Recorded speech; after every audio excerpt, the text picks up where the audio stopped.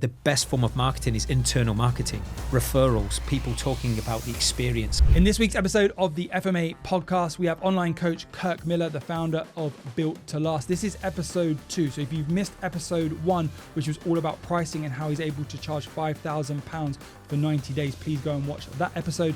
This episode is all about what he delivers. He lifts the lid on his business and he tells everyone what's involved with his program. We will change your life because I have a stack of evidence that we can deliver on exactly what I'm saying in a video. We are dealing with humans. We're not dealing with robots. People are far more likely to implement if the process is pleasurable. Let's go. Part 2, Kirk, we're going to talk all about the value of what's actually involved in the Built to Last program. So in part 1, if you've yet to watch part 1, go back. We talk about the pricing and how you charge 5,000 front end and then 1,000 recurring, and even more for one-on-one. Yep. But the question that people want to know, and you dropped a little bit of information and hints of what's involved, but we're actually going to go deeper. What is actually involved with Built to Last, your online coaching program?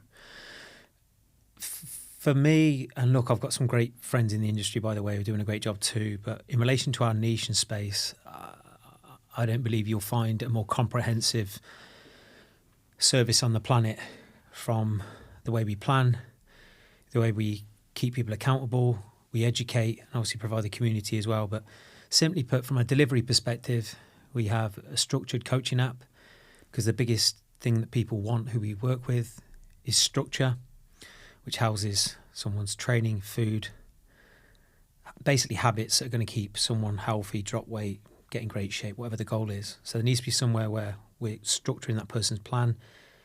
But as we all know, if it was as simple as a plan, why aren't millions of people healthier and a lot more online coaches getting world-class results? So we've got a plan, a structured coaching app, to give people the plan. We have an education portal. So we've got a platform which has hundreds of videos, trainings, PDF resources to help educate people around anything from mindset, training, food, lifestyle management, psychology, when they need it. It's not about giving people more, but I wanted to create an education bank and a model that removes any excuse that if a client is struggling to solve a problem, that we've got an answer for that they can educate in their own time, along with the one-on-one accountability, which I'll come on to in a second. And I'll simplify this, by the way. I just wanted to add some context. But we have an education lab. Then we have a private Facebook community where I never thought that would work, Ben, being in a demographic of high-performing, busy individuals. I couldn't be more wrong. The interaction in that virtual community has gone from strength to strength. Now, ultimately, our clients haven't come to us to make best friends. Many of them have got friends in their own respective worlds, which is fine. But ultimately, one of the keys to long-term behaviour change is being in an environment of healthy high performers, if that's what your aspiration is. So we've got a virtual community, which is very active daily and weekly, month to month, year round. Then we have our in-person events, which I believe are the best in the world in our space again. Check out any of the videos if you don't believe me. But when I did these events, Ben, my dream with Built to Last wasn't just to create world-class physical results, as I believe that is the minimum expectation of any great coach. People are coming to you to achieve a physical result. What's going to help them achieve the physical result is the emotional, the mental shift with that, and making the experience as pleasurable as possible, because people are far more likely to implement if the process is pleasurable. Being around happy, kind, like-minded people is going to help you do that. The events, we've found, provide experiences that people have never had, and it increases the value at what people expected when they first joined. They expect the plan, they expect the accountability, which I'll come on to in a second. They maybe expect the education, but what they don't expect is the volume and quality of connection and influence on their behaviour that they definitely didn't have before they joined. So, in summary, the delivery, structured coaching app, education platform, with real world solutions and more in-depth trainings, virtual community, in-person events. And we've done in-person events in Dubai, London, America. We've got a massive one in Marbella coming up. I don't penny pinch with these. If I'm doing something like you, I do it. But when it's all said and done, because sometimes we've had to nullify this objection with clients who sometimes have maybe just veered off and gone, I'm not getting value from the program. When it's all said and done, the biggest thing that I believe separates Built to Last purely from helping a client stay consistent is the quality of accountability. Accountability is a word that's brandished out there in the coaching world. Yeah, you get accountability. What does that actually look like? Ultimately, people are going to transform based on the quality of their decision making, because the decision making influences your habits. And our goal via our accountability, which is one-to-one on WhatsApp, voice notes, video messages, calls, Zooms, basically whatever method of communication we feel is needed to give the client the solution to their problem. It's as more or as little as needed. It's quick, it's fast, especially in our demographic who are very sort of time poor individuals. So it's the quality of accountability. So just in summary, they've got a plan. We keep them ruthlessly accountable to the plan. They've got education. They've got the virtual community.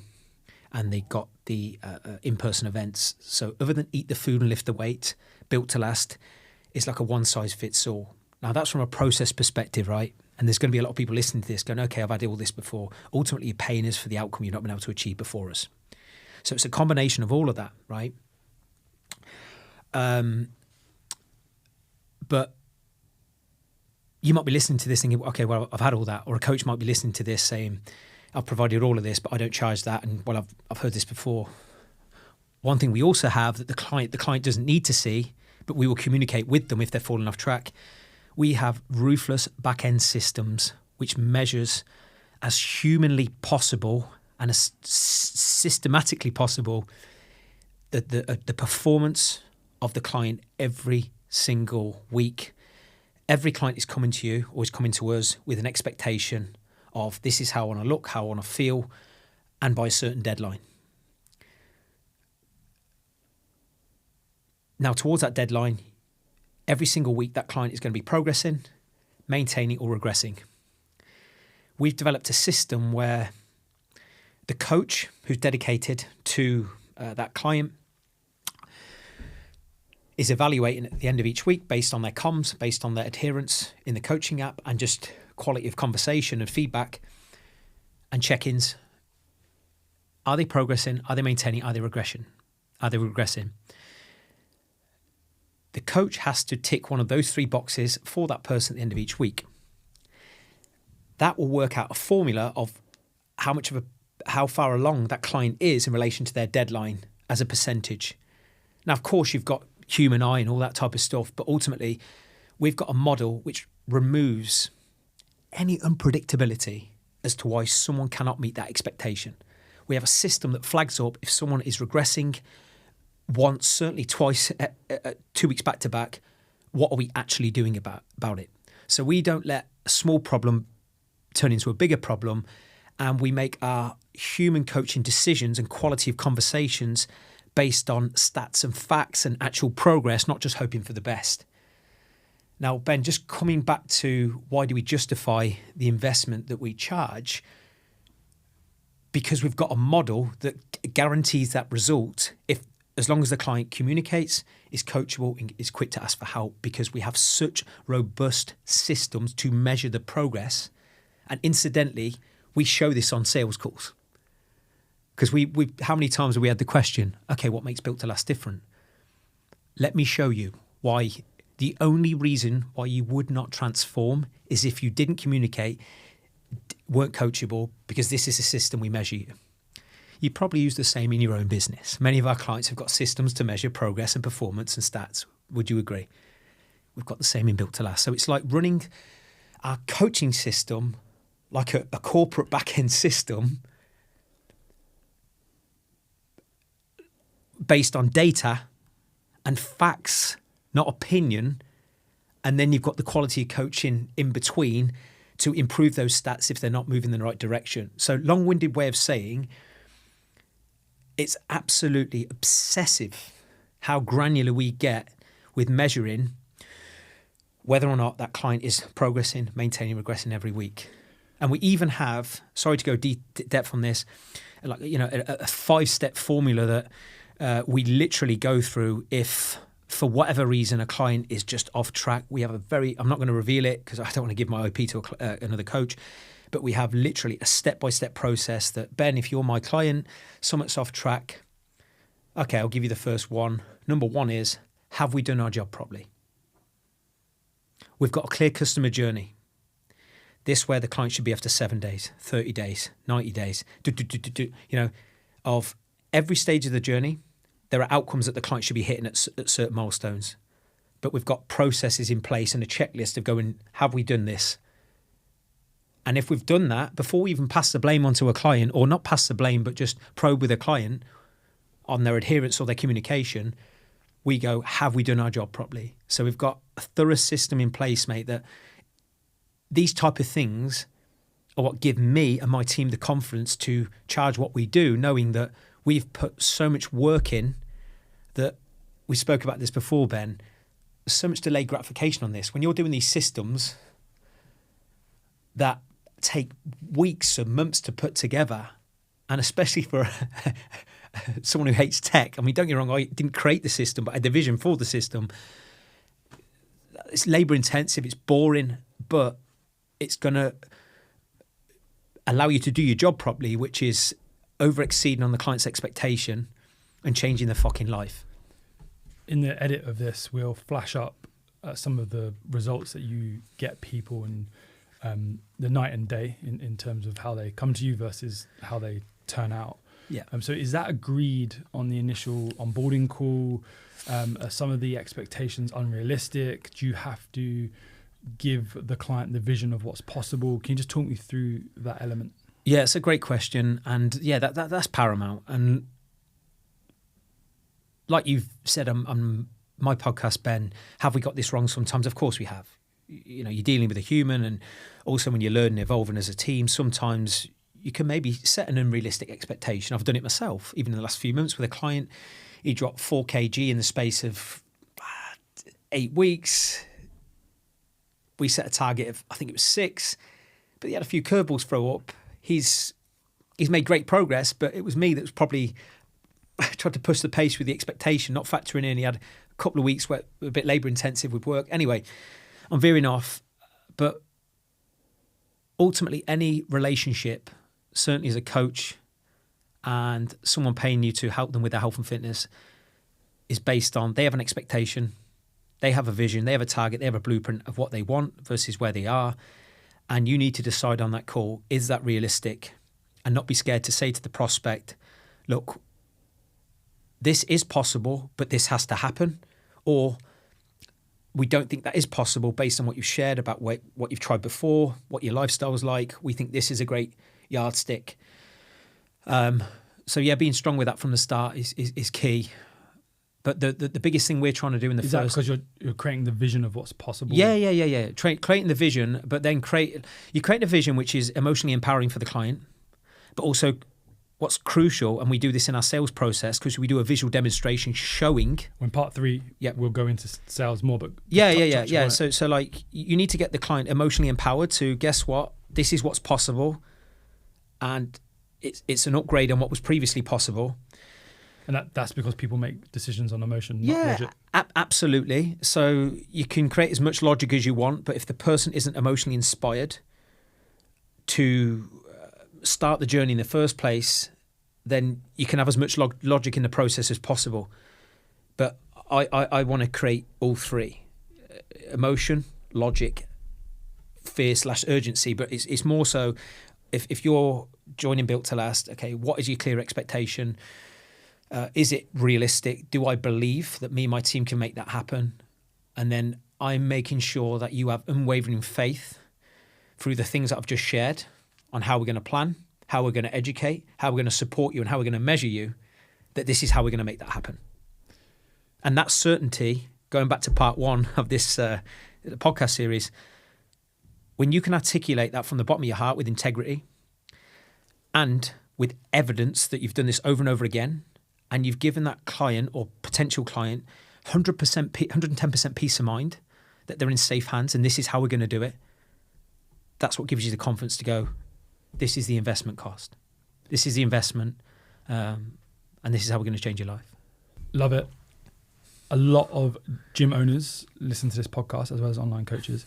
And the reason I mentioned gym owners just now is a lot of gyms, how can they take what you've just said and apply it to a gym? Because a lot of gyms will be like, oh, we don't believe in before and after pictures. We just want to get people like healthy and fit and sweating. And there's no clear journey in that gym. It's just come and do a PT session, come and do a group class, come and take part in a sweat session. Yeah.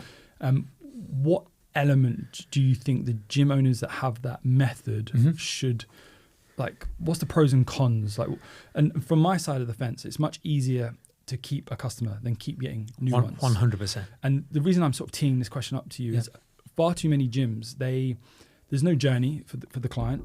There's no accountability. There's not much touch points outside of the session, the physical exercise session.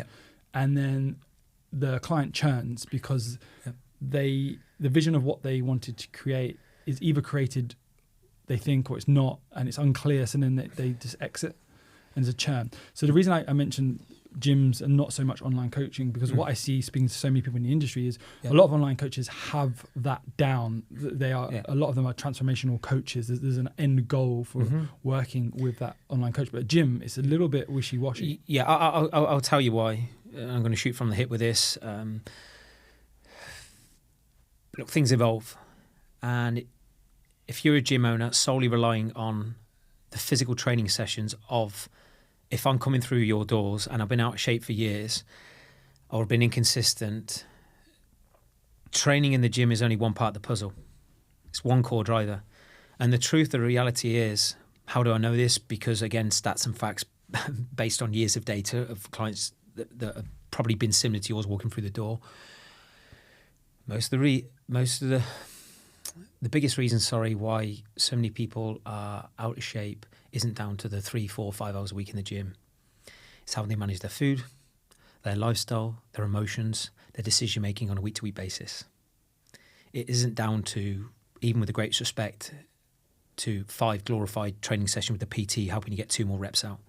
It's a behavioural issue which you can't fix when you are just training in the gym. Yes, it might create that new belief that when you push yourself physically, it takes you to a new level emotionally and mentally, what you believe is possible. But if gym's sole value is just, here's your membership, you pay your membership and enjoy the equipment, that might work if someone is a hardcore gym goer who knows what they're doing, who's been training for years, doesn't need the hand holding, i.e. me. How many people are in that bracket? Yeah, in that bracket, ex-athletes and things like that. Come on, we're dealing with a small minority of people. So for me, having something added to your model and service, which can be systemized, by the way, a large proportion of that can be systemized, and having maybe some form of virtual community support outside of just the gym support, or maybe more in-person education sessions within your gym model, I think would be a major advantage. Now, if you're a gym listening to this and you've got phenomenal retention, clients don't leave, you've got sign-ups coming through the door every week based on referrals and reputation, then you might not need to do this. But as with anything, most haven't, let's be real. Yeah, as with anything, listen, life moves on. Life's evolving all the time. If you stand still, the likelihood is if I've got a gym nearby you and they're providing me with more value than what you are, I'm going to leave if I'm not seeing progress. Because ultimately, people are coming to the gym to change how they look, how they feel, build more confidence. But they might not say that.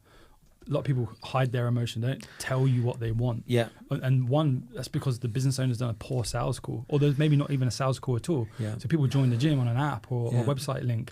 but there's no interaction. They just come for the Well, we know session. this from the pure gym model, right? Let's be real here. Like, But yeah, 100%. But even some of the coach-led gyms, charging £100 for classes or small group personal training, there's still like no sales process. There's no discovery of what the actual no consultation. 100%. If I look, I don't have a gym, so look, I'm no guru on this. But if I tell you what I would do if I had a gym, there wouldn't be one person coming through that door who didn't have a clear expectation of where they want to be versus where they are. Because ultimately, people are coming through the doors to see progress.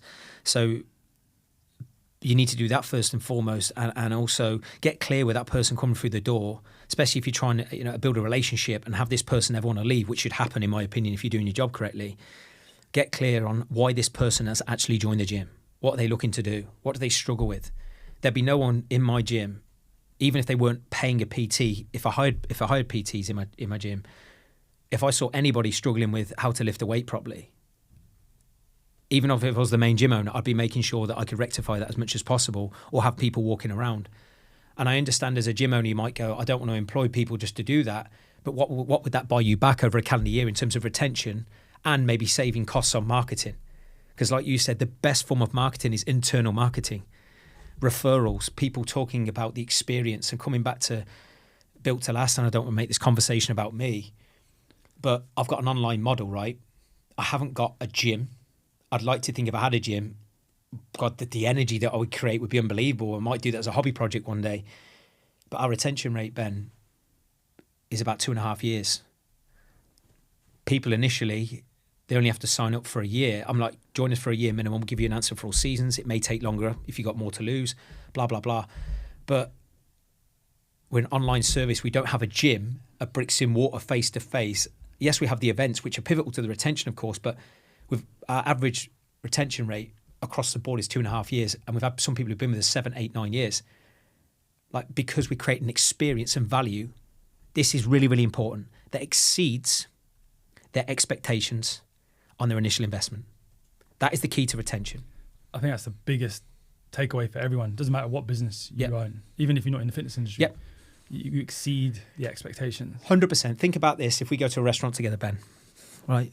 We go for a burger at McDonald's, or we go for a burger at, I don't know, Nusret. I'll use that as a bad example, right?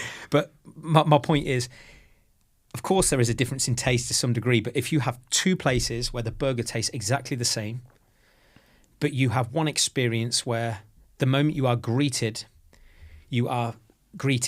and this maybe relates if you're a gym owner, when you come through the door, you're greeted with empathy, excitement, passion, enthusiasm, versus you stood in a queue and you're just getting checked in like a normal, like, come on, even if the burger tastes the same, if that person, when I've first gone through the door, has made me feel 10 foot tall, really understood my needs and it paid me attention. Because remember this, you need to like, and I've learned the hard way in this business sometimes, deep down, the people only care about what's in it for them initially, right? And no matter how great you think you are at business, you have to prove your worth to that. Do you know what I mean? Whether you're a lower ticket or higher ticket service. But I just think the big thing, just to summarize, because I think it's so key, I say it to my team all the time. Like I've just said to you, I've had an hour and a half call with my team. Well, I want to touch on that. Go on, finish your sentence and then we'll... Yeah, I just had an hour and a half call with our team. Like, even though I'm I suppose the marketeer and the front end salesman of the business, I'm still absolutely obsessed on the coaching standards. And the product. Yeah, absolutely.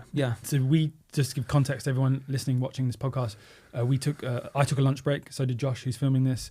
And you didn't take a lunch break because you had a set meeting. So this set meeting happens every Wednesday. Yeah. Who's on that call? How many people? What are their job roles? And what are you discussing? So we have a handful of coaches, and we have a head of client performance, Chris Lowe. He's one of the best nutritionists on the planet. I have a phenomenal team of coaches.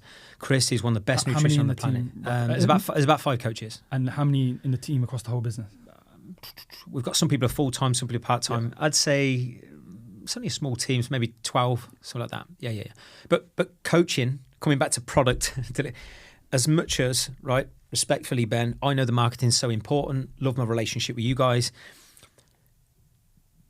ultimately the most important part of the business is delivering world-class results and exceeding our clients' expectations. Guess what that helps me help you do? You've got more ammo to punch out great ads, to talk like a big mouth on an ad saying we will change your life because I have a stack of evidence that we can deliver on exactly what I'm saying in a video. So on that weekly call, we are breaking down case studies of anyone in particular that we think should be progressing faster but isn't. Long story short, I'm still keeping a strong foothold on the stats, the facts, who's progressing, who's not, even irrelevant of scale. That's why the systems are so important. But then also having these conversations as coaches, because we are dealing with humans. We're not dealing with robots.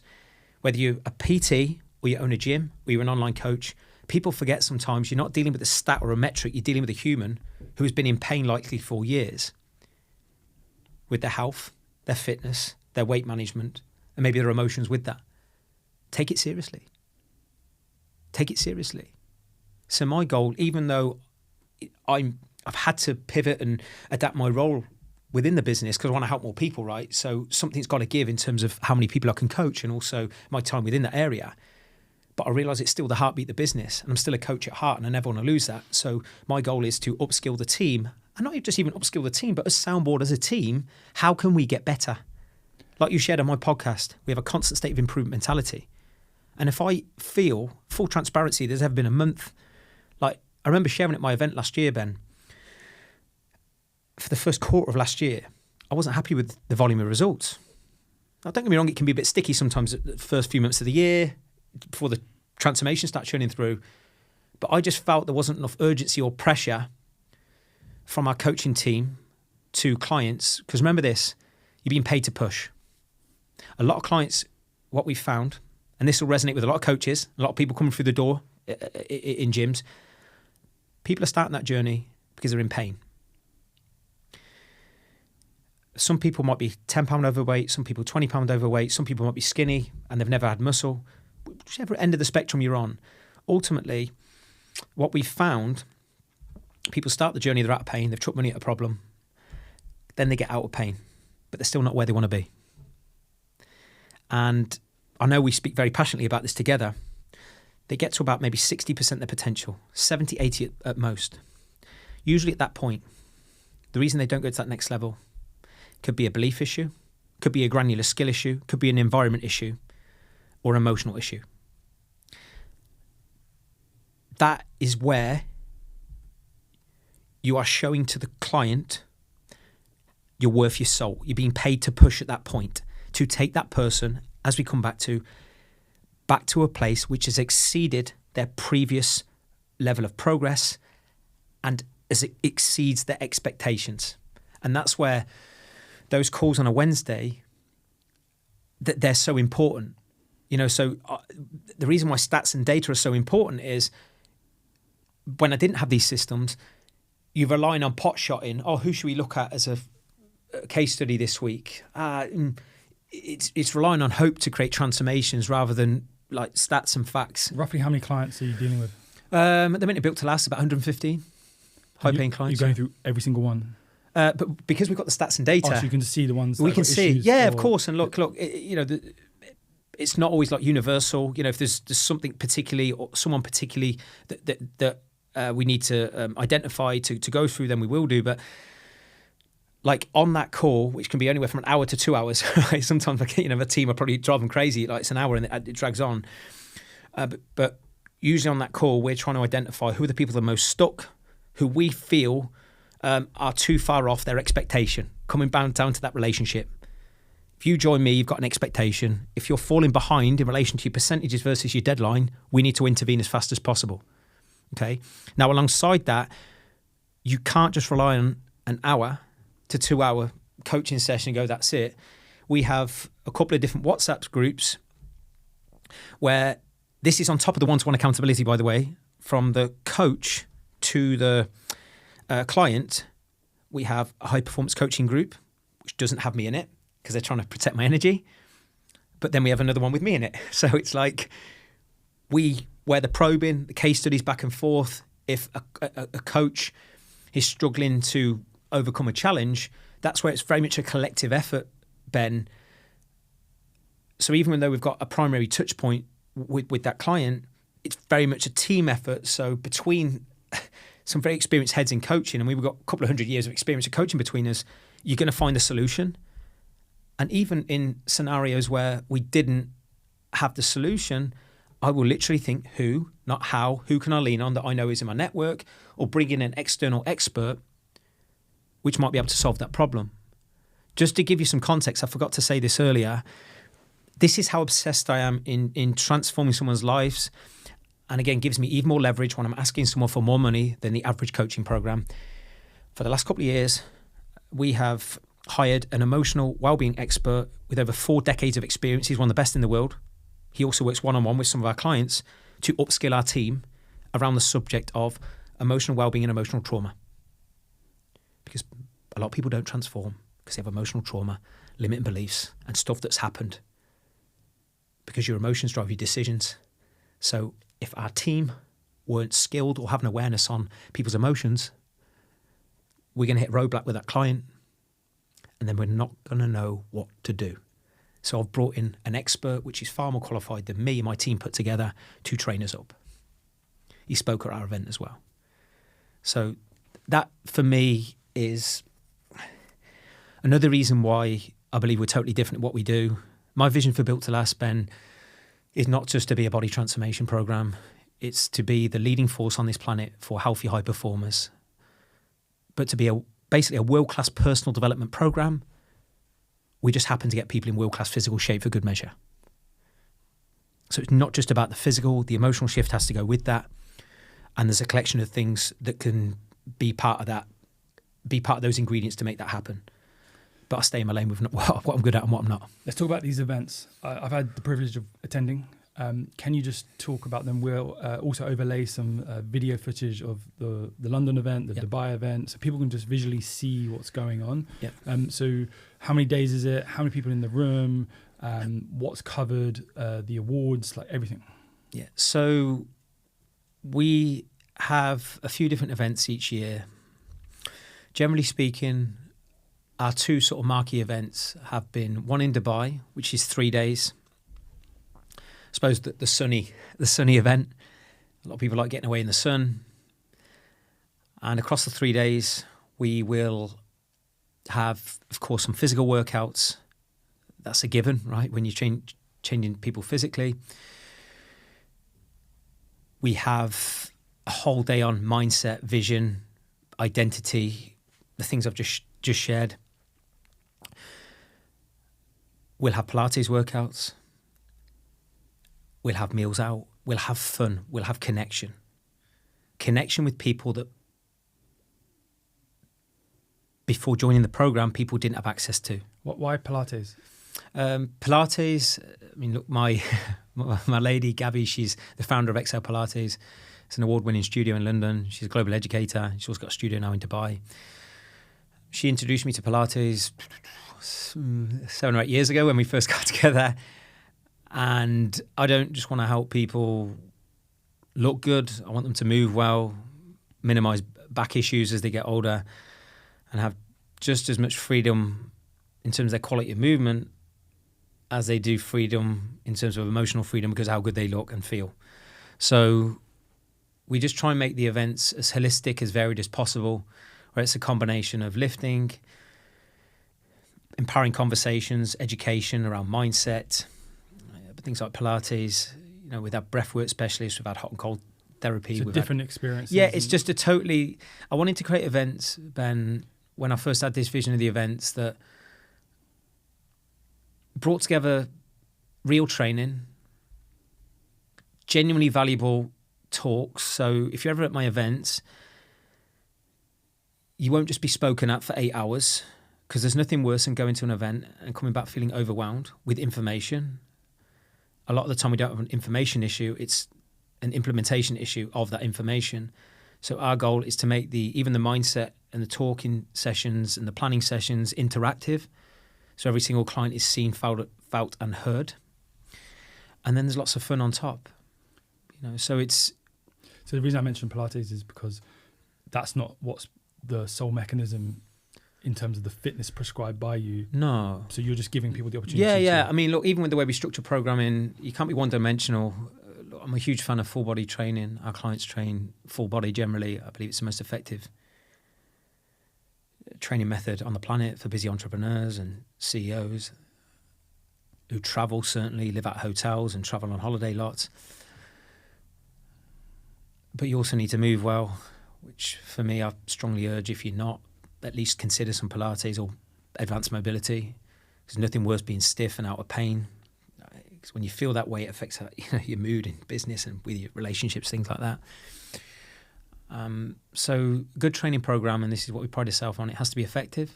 So it does the job that you're here to do, which is transform you physically. It needs to be enjoyable, so you keep doing it, and it needs to keep you out of pain.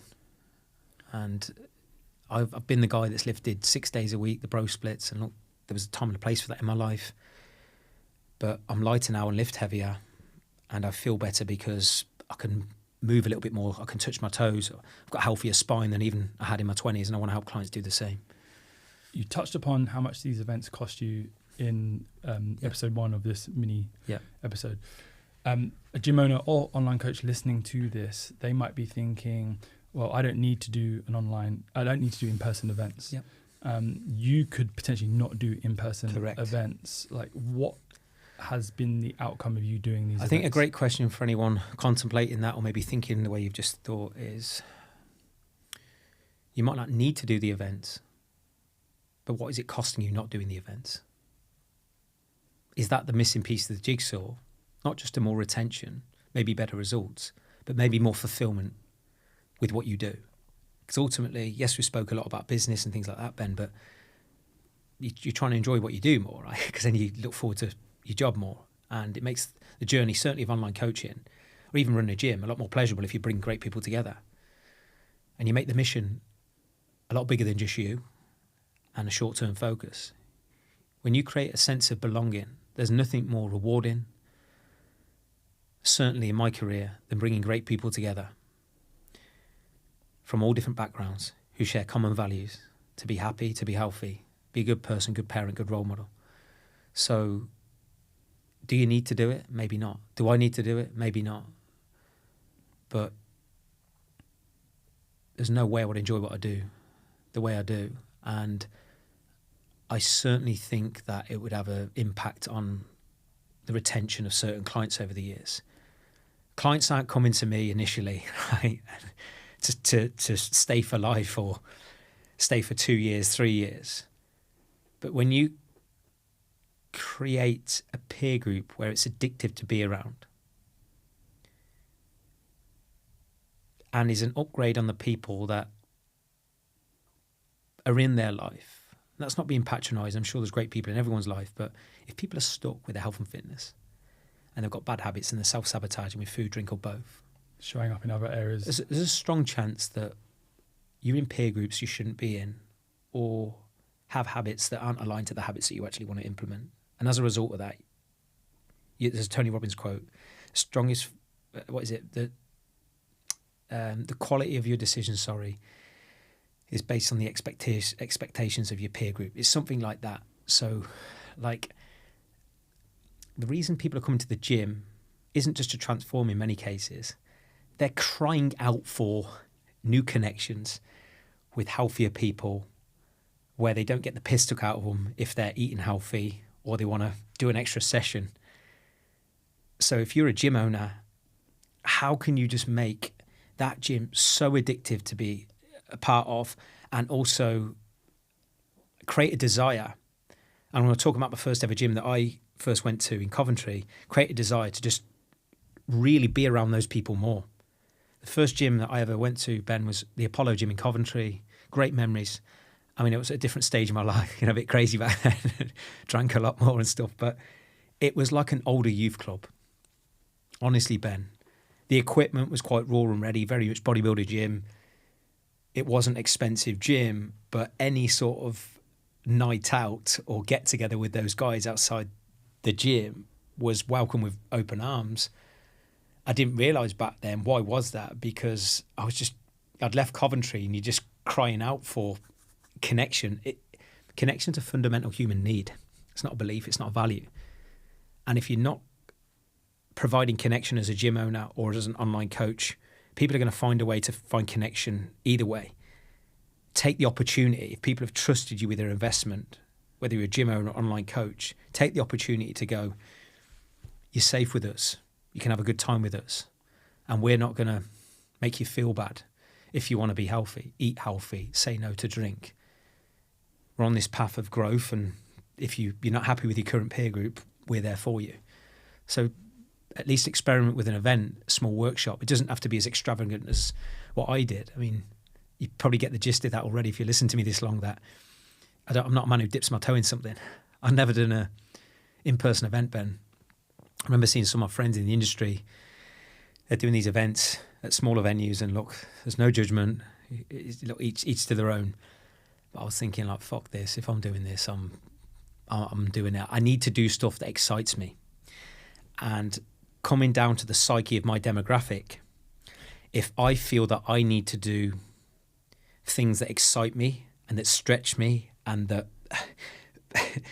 make me feeling comfortable sometimes in a good and a bad way, then the likelihood is my ideal clients, which many are like me, but maybe without the physical shape just now, but the same sort of psychology, then they're probably going to want to do the same.